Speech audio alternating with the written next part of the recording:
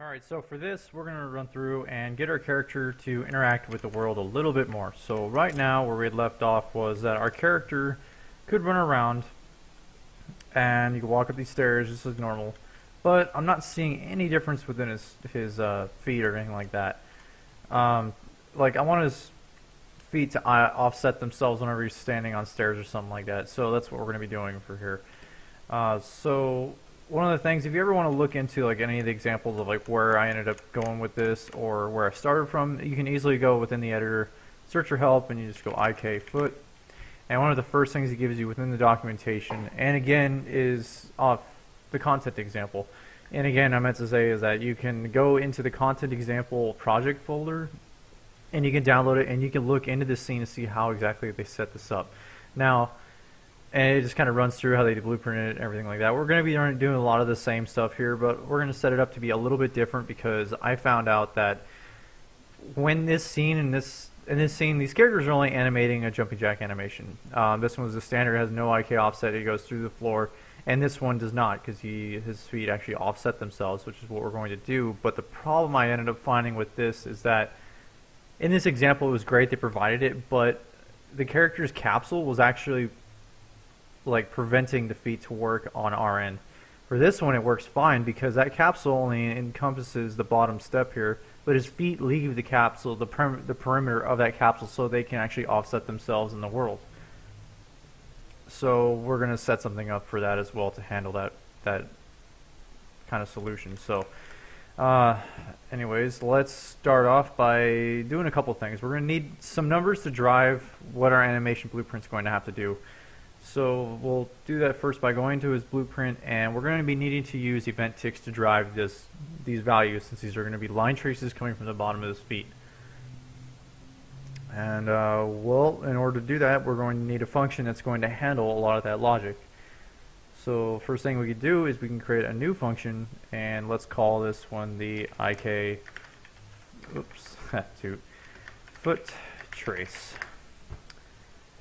And from here, let's delve in. We're going to need we're going to need two inputs and one output. We need the two inputs. We need a float, which is what we need for one of ours, and we need this to be our trace distance.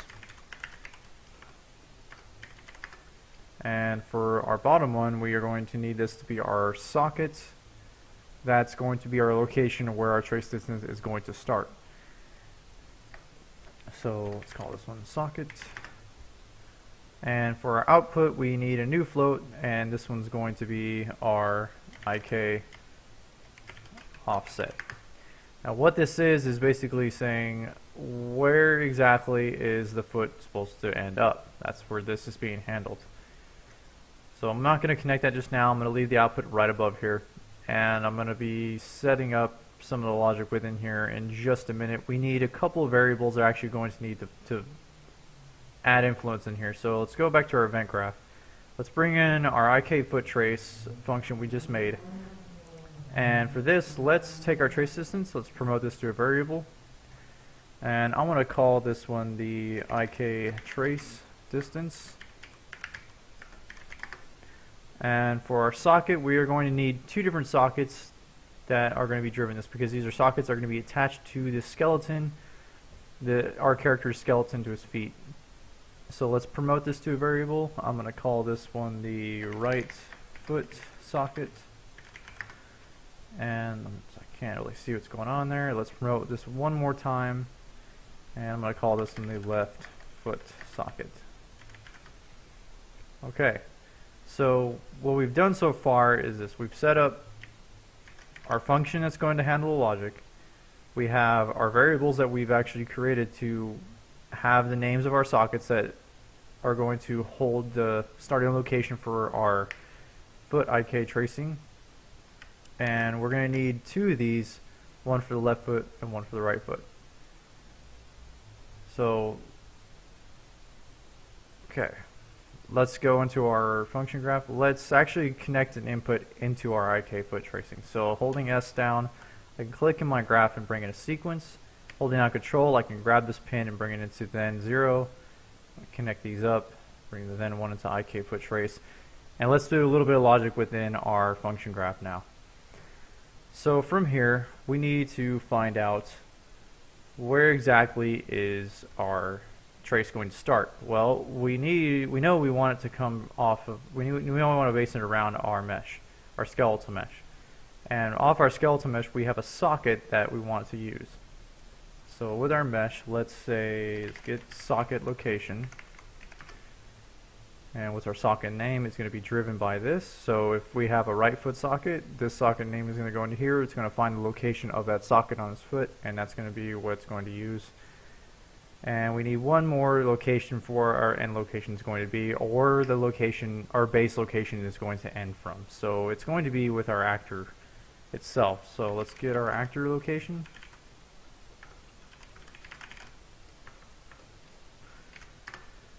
And from our from both our actor location and our socket location, let's break these vectors.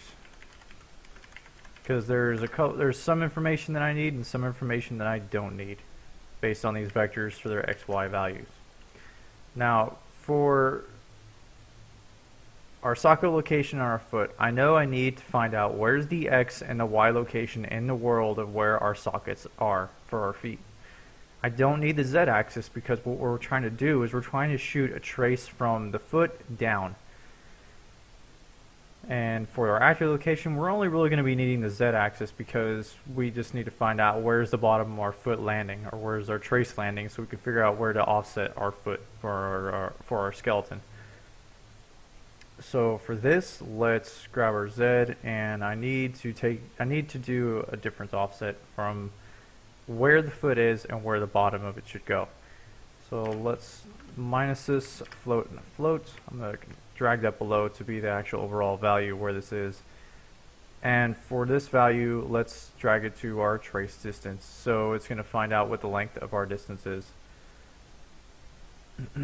And let's make a note on that on the float. I'm just going to name that to bottom of foot so I know what exactly it's doing.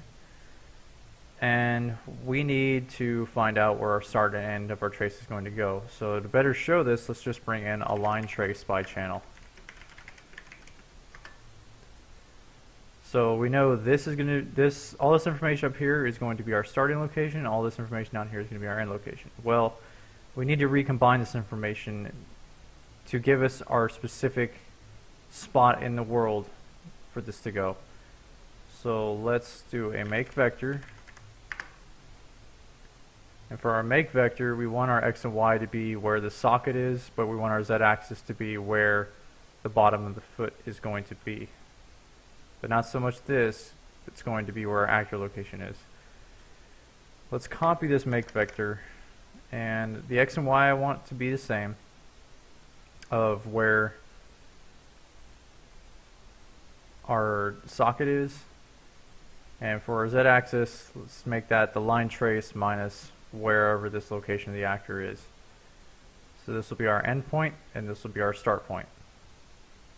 Let's plug this into the beginning of our function, since this will be feeding every second. In our return node, we got to have this plugged into the end of this, since we now have a value being driven by something. If we have this plugged in, we have nothing driving the IK offset, it's just going to be 0.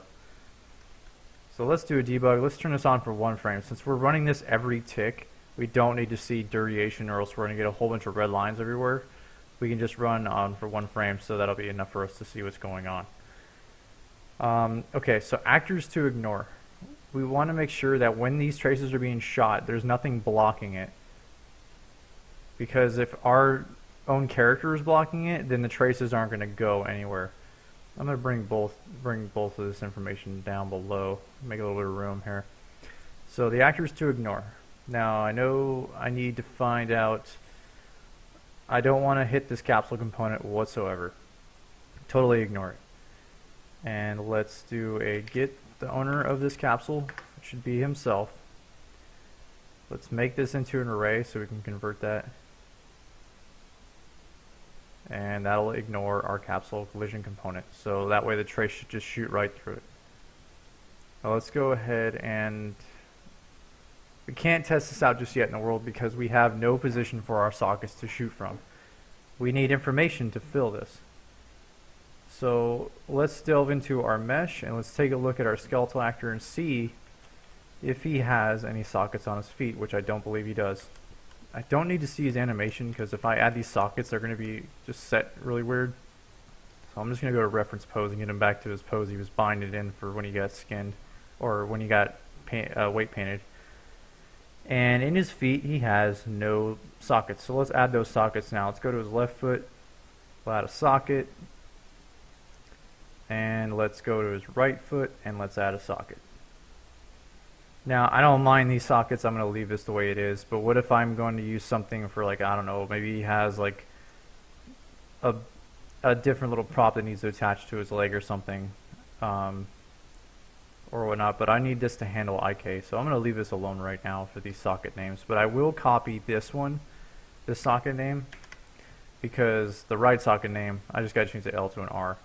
And let's input this information into our name variables that we made for our sockets. So for our left foot socket, and let me go to my right foot socket, I'm going to change that L to a lowercase r, since that's what it says in the skeleton's graph. And I'll plug this into, let's see what we get. Got an error here. Why? Because I'm seeing that this IK socket exists here but not on this. So let's copy that. Plug this in real quick. Alright, let's reconnect this. And I'm going to put a node comment above this. Say IK for right foot, and I'll call this one IK for left foot.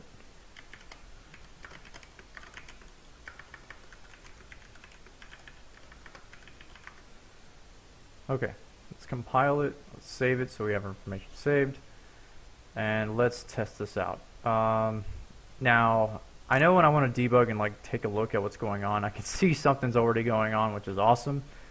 But I really am just focusing on one person. So let me go play. I'm going to change this to 1, and I'm not going to run on a dedicated server because I want to change the different preview settings I'm looking at. Full screen this. I'm going to play it, so I'm an editor. I can see what's going on. I can see there are traces going on. It's very hard to view, but I can make it a lot easier to see by hitting F2. And I'm going to hit the tilde key, and I don't need to see collision. Let's not worry about that. But if I hit F8 to unpossess, it'll go back to the lit view. I'm going to go to unlit, so it makes it easier to see what's going on. So these are the traces that are happening from our character's location that we have in our graph, and then this is the bottom of our socket that it's firing to find out where it is. Let me go into wireframes so you can better see this, and it's shooting down for a couple of Unreal units because we haven't really specified where we want this to stop just yet. So as he's running around, this traces will always be happening at the bottom of his feet. So we have some of the work already done now. Great. So let's continue build on this, and eventually we're going to need to jump over to the anim graph, and the anim graph is actually going to start taking care of us visually seeing his feet changing. So in IK foot tracing, let's delve back into that graph, and let's add the information to influence this IK offset node. So in our out hit, we need to find out what exactly do we hit. So let's break the hit result, and let's find the location of what we hit in the world. We need to take this away, this vector of the XYZ in the world, and take that away from our vector that's being made from our actor location to the bottom of the foot. So this is what that green line was coming from. So let's also take a couple of things. We need to make this, we need to get the length of this vector.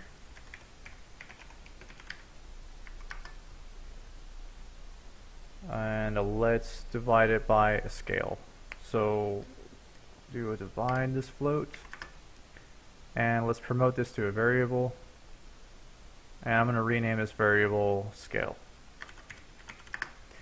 Now I could have a number of scales for different things. Let's get this stuff organized into its own graph right after we get this plugged in. So for my scale, I think this is going to be influencing how far down do we really want this thing to shoot,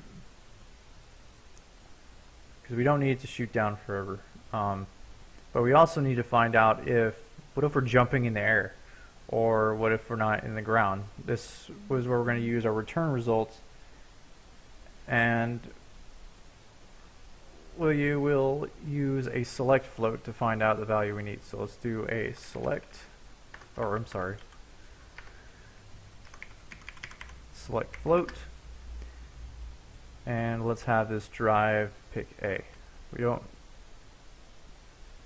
and this value will influence our IK offset. Okay, so what happened is that while this value is shooting, it's going to locate where it's hitting in the world, it's going to get the length of this, and it's going to find out the scale of how far we want this to go up and down.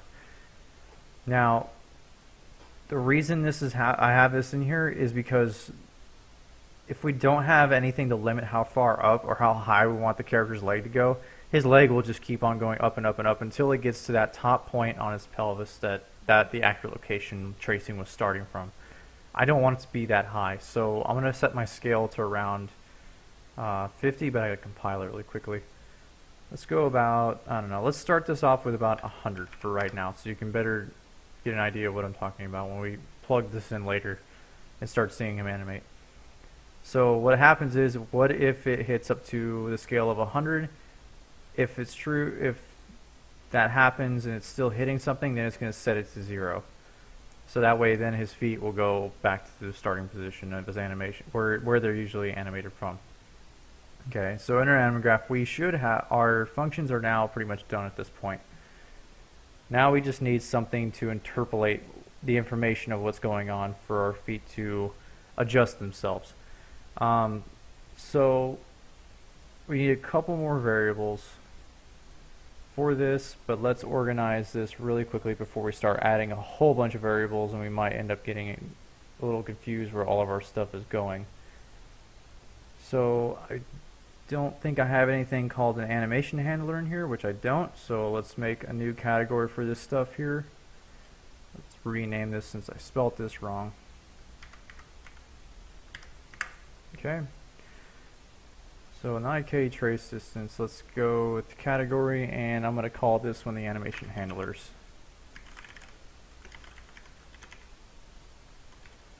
I'm going to give that a little indentation into its own category, and I'm going to call this one IK feet. So now we have something that will handle all of our animation handling, such as like our head looking around and all that stuff. Let's add our scale to that. Let's add our feet, our foot sockets for handling of our tracing. Alright, cool. So let's add in a new variable. We're going to call this, we need something to offset our feet. So I think we should be able to get, this should hopefully work right now if we go into our animation graph and start plugging this away. So we're not totally done yet with our blueprint, but we need to jump over our animation graph and start getting some of this information to actually influence what's going on. So within our event graph, we're going to need to do a little bit of reorganizing here, since I've done some work ahead of time to make sure everything would work. But we have our aiming weapons category, and this sequence node is going to be driving a bunch of different functions that are going to be getting checked while the gameplay is happening. So for this, let's grab our sequence node in the beginning of this graph after we've casted this. Let's add a pin, and let's bring this down, and I'm going to add a reroute node. I'm going to do a comment box, and I'm going to call this the IK foot tracing animations. Alright, so this will be where all of our stuff's going to go that handles our IK foot information. So with that happening, we can grab our pawn owner that's being casted to, so it's casting to our third person character. Within our variables, we have our casted TPS character. Let's do a get on this guy. Really quickly too, since I've learned from a friend of mine that I kind of screwed up on this earlier, it is important we have to do it as valid in the beginning of this. That's why we'll end up with some errors, because if we're not doing it as valid, then it won't know who to go to. So we'll type in it is valid, and we'll just add that in real quickly. and let's input try to get pawn owner. And this will be the first thing that this graph does before it sends off the cast to. And if the cast is good, then it'll know who it's talking to. Alright, cool. Okay, now let's continue working on this in our IK foot tracing. So what we'll need to do, we need to find out an IK value float that's going to drive our feet for our bone transform. Well, we don't have that float just yet. So back in our blueprint, let's bring in this IK offset value that's going to drive it. If we bring in a R interpolate 2, or sorry, F interp 2, so it's float interpolate. This will give us our smoothing transition, so our feet will move up and down instead of snapping. This is basically determining how fast do you want these feet to offset themselves if they're in the graph moving around. Well, with our delta time, we'll get the delta world seconds.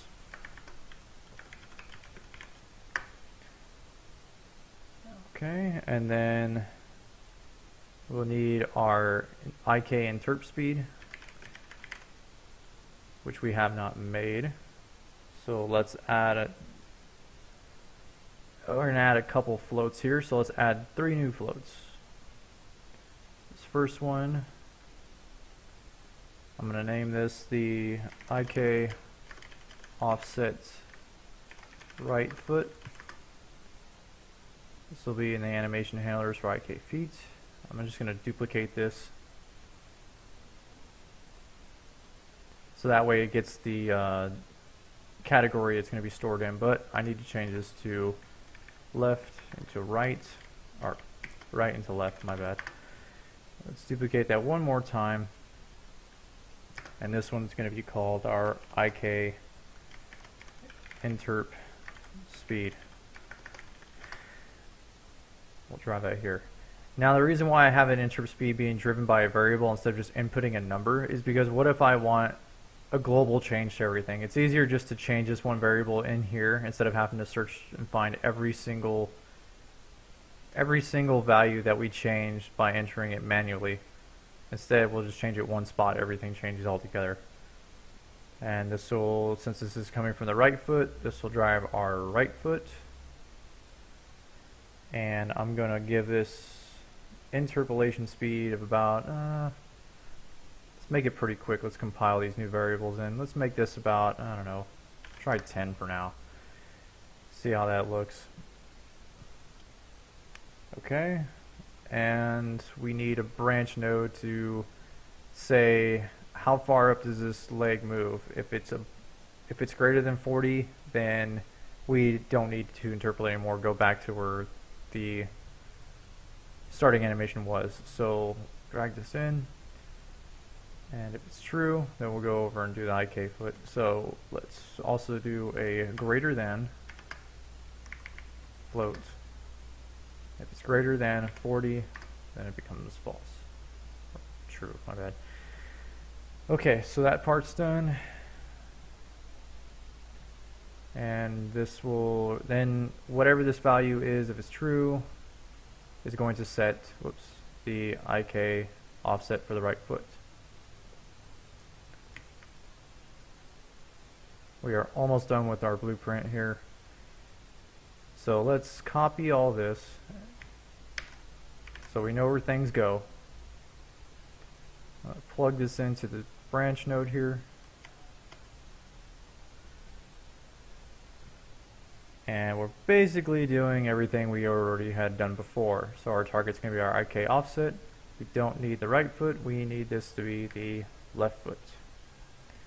And we don't need IK offset right foot, we need this to be the setting of the IK offset of the left foot.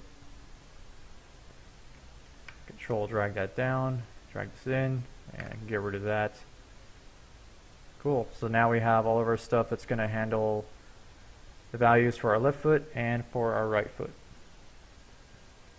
Alright, so I'm going to probably stop this video here. I think I'm probably a little overdue.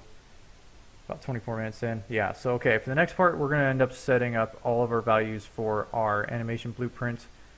Let's comment this stuff in really quickly so we know what exactly the heck is going on.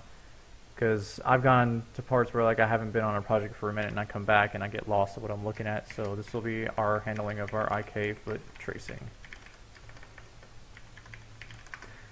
Alright, so next section we're going to delve into our animation blueprint, and we're going to get our values that are being set within here to influence what's happening to our character when he becomes animated. So I'll save that out, and then I'll see you guys in the next video.